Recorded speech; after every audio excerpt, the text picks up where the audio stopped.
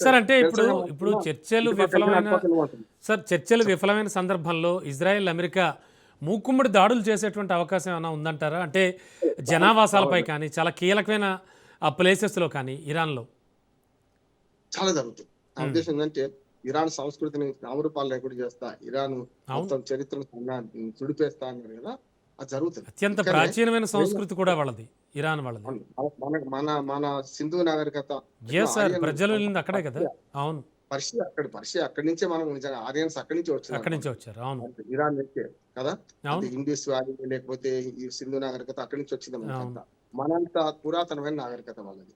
కనుక దాన్ని నాశనం చేస్తాను. అమెరికా ఎంత 250 ఏళ్ల క్రితం పుట్టిందన్నట్టు ఒక రకంగా చెప్పాలంటే. అందుకనే పిల్లొచ్చి గుడ్డొచ్చి పిల్లని ఎక్కిరించినట్టు గుడ్డు హ్మ్. వాడైతే వీడు పిల్ల ఆ రకంగా. హ్మ్. అయితే ఇరాన్ ఇప్పుడు సమస్య ఏంటంటే అంతకంతా మళ్ళీ తిరగబడుతది కదా అంటున్నాడు. అవును. ఇప్పుడు ఇరాన్ ఏమో మొండివాడు రాజు కంటే బలవంతుడు. అవును. మొండివాడు ఇరాన్. అటేమో రాజు. రాజు కంటే మొండివాడు. రాజు ఏం కోరుకుంటున్నాడు? మిగతా గల్ఫ్ దేశాలలో తన సైనిక స్థావరాలను పెట్టి వాళ్ళ చమురు మీద పెత్తనం పెట్టదలిచిండో ఇరాన్ మీద పెత్తనం వస్తే సరిపోతాను. హ్మ్. ఇంకొక మాట రామబాబు గారు, ఇప్పుడు ఇజ్రాయెల్‌కు, ఇరాన్‌కు ఉన్న శత్రుత్వం వేరు. పిల్లి, ఎలుక, పాము, ముంగిస లాంటిది. అంటే హ్మ్. వాళ్ళ శత్రుత్వం వేరు, వాళ్ళ వ్యూహం వేరు. అమెరికాకు వ్యూహం అది కాదు. అమెరికాకు ఇరాన్‌కి శత్రువు కాదు. హ్మ్. ఇరాన్‌కు అమెరికాకి కూడా శత్రువు కాదు. కానీ ఇరాన్‌కు ఇజ్రాయెల్ శత్రువు. అమెరికా ఇజ్రాయెల్‌కి మిత్రువు. హ్మ్. అందువల్ల దెబ్బతీస్తాండు. హ్మ్. అంతేగా? హ్మ్. అవును. జరుగుతున్నదే. అవును. ఇజ్రాయెల్ కోసం అమెరికా యుద్ధం మొదలుపెట్టింది. ఇజ్రాయెల్ అమెరికా మాట వింటదా? అదే అంటున్నారు కదా! లెబనాన్ మీద దాడులు వద్దంటే మా ఇష్టం చేసుకొని నువ్వెవడివి అన్నది ఇజ్రాయెల్. కదా! అవును. అవును. బాబు కొంచెం ఊరుకో మాతోని సంధి కుదిరేటట్టుంది. ఊరుకో అని బతిమలాడితే ఇజ్రాయెల్ తాత్కాలికంగా ఆ 2 రోజుల నుంచి ఆగుతున్నా అంటుంది. ఆగలే సార్, ఎక్కడ సార్ కూడా ఈ చూడండి మీరు. సందర్భంలో రెస్ట్ ఆఫ్ యూరోప్ కంట్రీస్ కావచ్చు, హ్మ్. అండ్ నాటో హ్మ్. కావచ్చు, వీటన్నింటి పాత్ర ఏమిటి? వీళ్ళందరూ ఏం చేయగలరు? అసలు వాట్ ఇప్పుడు నెక్స్ట్ అనే నాటో దాని దగ్గర ఖచ్చితంగా వీళ్ళ గురించి కూడా మనం ఆలోచించాలి, ఉంటది. మాట్లాడుకోవాలి. ఉంటది. నాటో కూటమి దేశాలను అడిగి యుద్ధం మొదలుపెట్టిండా. బ్రిటన్ ప్రధాని అదే అన్నాడు. నో. హ్మ్. స్టార్ట్ మనం ఆయన ఏమన్నాడంటే, "మీరు యుద్ధం మమ్మల్ని అడిగి మొదలుపెట్టి యుద్ధం మీది కదా! మేమెందుకు వస్తాం? హార్మజ్ జలసంధి దిగ్బంధిద్దాం మీ ఓడలని మోహరించండి" అన్నాడు. హ్మ్. "మీకోసం మేమెందుకు చచ్చిపోతాం" అన్నాడు. అట్లాగే ఫ్రాన్స్ కూడా అదే అన్నది. హ్మ్. అందుకని మీరు పిరికి పందాలన్నాడు. నాటో కూటమి నుంచి నేను వైదొలుగుతున్నా. మేము వైదొలిగినాక మీరు జీరో, నేను అవును. 1 మీరు జీరో అన్నాడు. కదా! ఆ! అవును. అంటే పిరికి పందులన్నాడు. ఇష్టం ఉన్నట్టు అంటే నాటో హ్మ్. కూటమి దేశాలను, యూరోపియన్ దేశాలను ఒక లెక్కలోకి తీసుకుండా ఎప్పుడన్నా హ్మ్. కనీసం మాట మాట్లాడి మాట మాట మాట మధ్యలో మాట్లాడిండా? హ్మ్. అందుకనే మీరు మొదట్లో ఏదైతే ఈ యుద్ధంలో తీవ్రవాద చర్యలు తప్పు అనే దాని మీదేమో అందరూ వానికి ఐక్యరాజ్యసమితిలో మద్దతు ఇచ్చారు. ఎప్పుడైతే ఈ యుద్ధంలో ఇరాన్ పాత్ర గురించి న్యూక్లియర్ బాంబులు వాడొద్దని చెప్పి ఎక్కడైతే తీర్మానం ప్రవేశపెట్టిండ్రో అప్పుడు వీటో ఉపయోగించింది అమెరికా, మన రష్యాను, చైనా కదా మొన్నటి హ్మ్. భద్రతా మండలి అవును. చూసినాం కదా మనం. హ్మ్. అందుకని నేనేమంటున్నా అంటే ఇక్కడ ఈ సమస్య ఎక్కడ ఉందంటే అమెరికా అధ్యక్షుడి దగ్గరే ఉంది. ప్రపంచ పెద్దన్నగా పోషిస్తూ ఏది పడితే అది చేసుకుంటూ ఇరాన్ ఇరాక్ యుద్ధం జరిగితే ఇరాన్ ఇజ్రాయెల్ యుద్ధం జరిగితే ఎవడు వద్దని లేకపోయింది. కానీ అవును. అమెరికా ఇన్వాల్వ్ అయ్యి ఇప్పుడు చేతులు కాల్చుకుంది. అసలు నిజంగా రమణబాబు గారు, హ్మ్. అసలు అమెరికా ఎక్కడ నుండి గెలిచిందా? వియత్నాం యుద్ధం నుంచి మొదలుపెట్టింది. చిన్న దేశం. అవును. అక్కడి నుంచి 4 దశాబ్దాలు దాటింది. హ్మ్.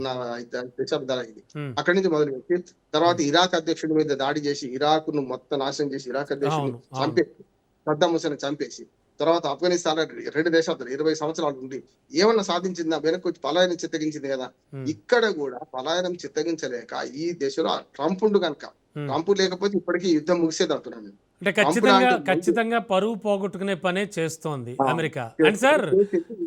Yes sir. చెప్పండి. అండ్ సార్ మరో ముఖ్యమైన విషయం. ఇప్పుడు ఈ సందర్భంలో ఇప్పుడు ఆ! ఇండియా యొక్క పాత్రని, అలాగే ఇండియాకి ఎఫెక్ట్ అయ్యేది గురించి ఖచ్చితంగా మనం మాట్లాడుకోవాలి. వీళ్ళిద్దరూ తన్నుకు చస్తుంటే. సరే, ఏమిటిది వ్యూహాత్మక మౌనమా? లేతే ఎందుకింత మౌనం వహిస్తోంది ఇండియా?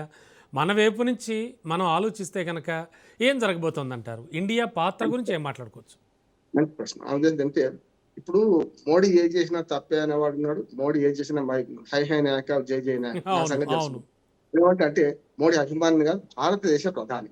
మన అవును. భారతదేశ పాత్ర గురించి మాట్లాడుకుందాం. హ్మ్. మన్మోహన్ సింగ్ ఉన్నా, ఇప్పుడు మోడీ ఉన్నా, ఒకనాడు బతికొస్తే మళ్ళీ మనకు జవహర్లాల్ నెహ్రూ ఇట్లే ఉంటుండే అని నేను అంటున్నాను. హ్మ్. మన విదేశాంగ విధానం మంచిది. కరెక్ట్‌గా ఉన్నది ఇప్పటికి కూడా. హ్మ్. మనం న్యూట్రల్‌గా ఉంటే ఎందుకు ఇరాన్‌కి సపోర్ట్ చేస్తలేరని కమ్యూనిస్టులు అడుగుతున్నారు. హ్మ్. కొందరు మోడీ వ్యతిరేకులు కాంగ్రెస్‌తో సహా అడుగుతున్నారు. నేనేమంటున్నానంటే హ్మ్. మౌనం కూడా ఒక బాధ్యనే కదా! మనము ఏది పడితే అది మాట్లాడితే అంటే ఇరాన్‌కి అనుకూలంగా పోతే ఇజ్రాయెల్ మనకు శత్రువు కాదా మనప్పుడు? హ్మ్. కాదా? నిజంగా చెప్పాలంటే సహజ మిత్రుడు ఇజ్రాయెల్ మనకు.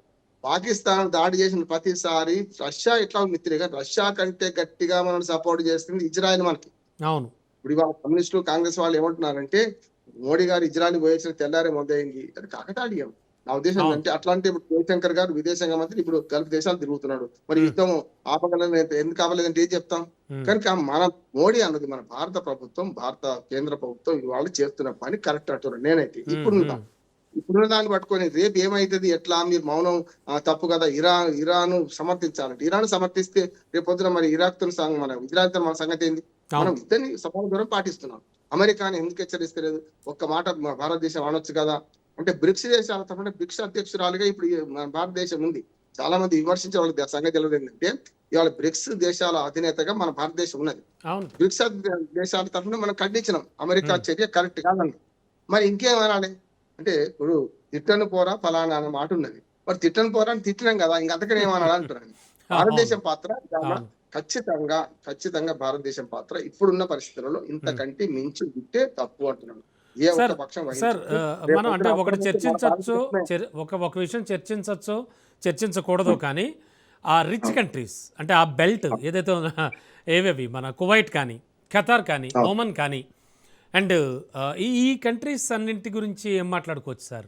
వీళ్ళ పరిస్థితి ఏంటి అసలు? ఎందుకంటే ఏదో తుంటి మీద కొడితే పళ్ళు రాలే అన్నట్టు మీతో మాట్లాడి నాకు కూడా కొన్ని సామెతలు గుర్తొస్తున్నాయి.